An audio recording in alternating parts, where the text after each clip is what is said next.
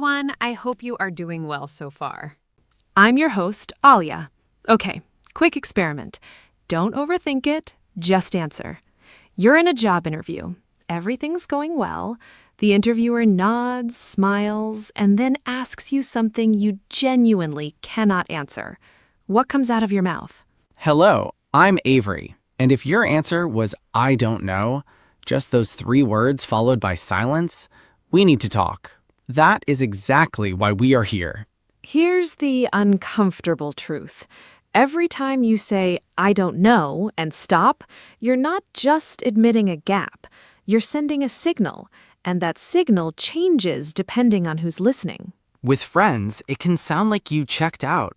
At work, it can sound like you didn't prepare. In a social situation with strangers, it can kill the conversation completely. And here's what most learners don't realize. Native speakers almost never say, I don't know, and leave it there. They soften it, they extend it, they redirect it. The phrase isn't the problem, it's the dead silence after it.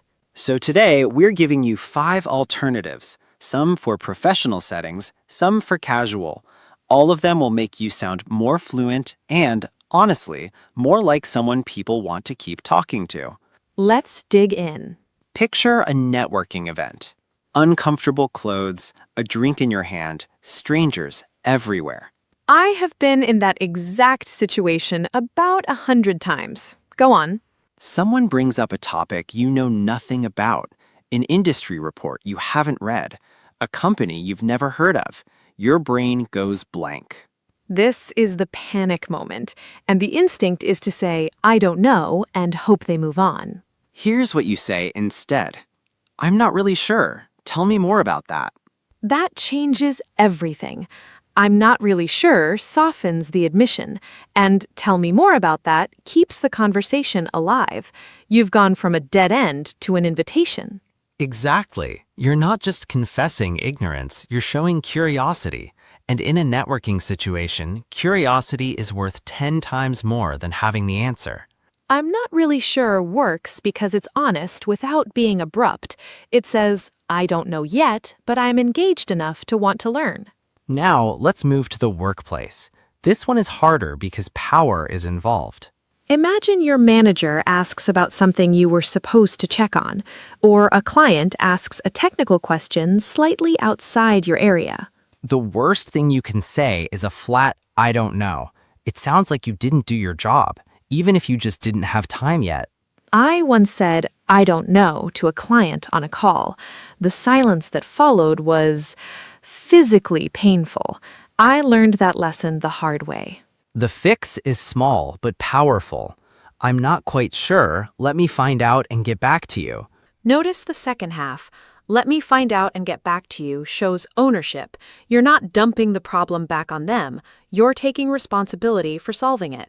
I'm not quite sure is slightly more formal than I'm not really sure. That extra syllable makes a difference when you're talking to someone senior. All right, let's shift gears into casual territory, because not every conversation has consequences. You're with friends, trying to decide where to eat. Someone asks what time a restaurant closes on Saturdays. You have no information. Your brain offers nothing. The phrase is, I have no idea. Let's check. I have no idea is your casual workhorse. It says, I have zero information and I'm not going to pretend otherwise. But notice the second half again. Let's check. You offer a path forward. What makes I have no idea different from our earlier phrases is warmth. It's friendly. It doesn't sound like you're trying to be perfect. And there's a variation that's even more casual. I have no clue. Important distinction. Clue. C-L-U-E. Not glue, which is for sticking paper together. That matters. I have no clue and I have no glue are very different statements. The word clue actually comes from an old word meaning a ball of thread, like the thread Theseus used to escape the labyrinth in Greek mythology.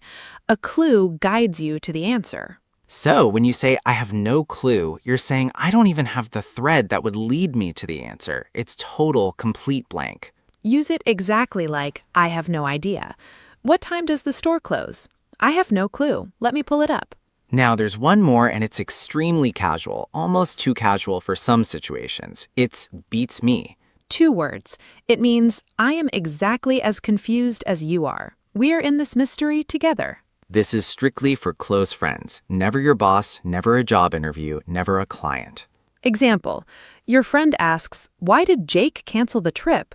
You have no information and no way to get it. You shrug and say, beats me. It signals my information matches yours perfectly. 0.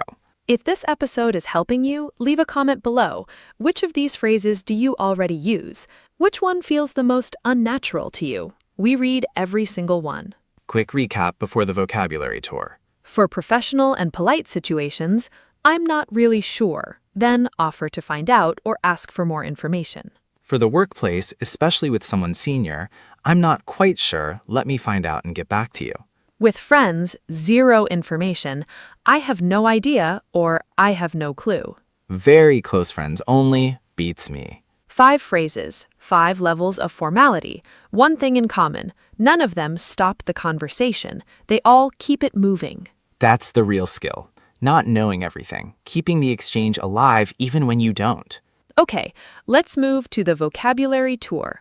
10 words from this episode. Meaning, memory trick, real-life example. Word 1, abrupt, meaning sudden and slightly rude. Trick, it sounds like a rupture, something that breaks suddenly. Example, his abrupt answer made the room go quiet. Word 2, genuine, meaning real and honest, not fake. Trick, genuine leather is the real thing. Same root. Example, she gave a genuine smile when she understood. Word 3, ignorance, meaning lack of knowledge, simply not knowing. Important, this is not the same as ignoring someone. Trick, it's about information, not rudeness. Example, I admitted my ignorance and asked him to explain. Word 4, ownership, meaning taking responsibility. Trick, you own the problem, so you own the solution. Example, she showed real ownership by staying late to fix the mistake. Word 5, dynamic, meaning the forces that shape how people interact. Trick, think of it as a dance between people. It moves and changes constantly. Example, the dynamic between the 2 hosts felt warm and natural. Word 6, curiosity, meaning a strong desire to learn. Trick, curiosity killed the cat, but it makes conversations thrive.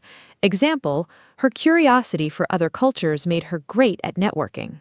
Word 7, admission, meaning acknowledging something is true, especially something you'd rather not admit. Trick, you admit something, so you make an admission. Example, his admission that he was wrong earned everyone's respect.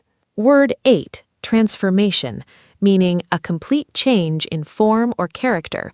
Trick, trans means across, form means shape. You're reshaping entirely. Example, these small phrases created a transformation in how people responded to her. Word 9, hierarchy, meaning a ranking system where some people are above others. Trick, higher sounds like higher. It's about who ranks higher. Example, understanding workplace hierarchy helps you choose the right language. Word 10, fluency, meaning the ability to express yourself smoothly and easily. Trick, flew like fluid, it flows without stopping. Example, her fluency improved once she stopped translating in her head. 10 words, 10 meanings, 10 memory tricks. That's your vocabulary tour. Here's your homework. This week, whenever you want to say, I don't know, mentally replace it with one of these phrases. Practice it in your head before you need it in real life. Real confidence in speaking English doesn't come from knowing everything. It comes from having options when you don't. I'm Alia. And I'm Avery. This has been the English Podcast.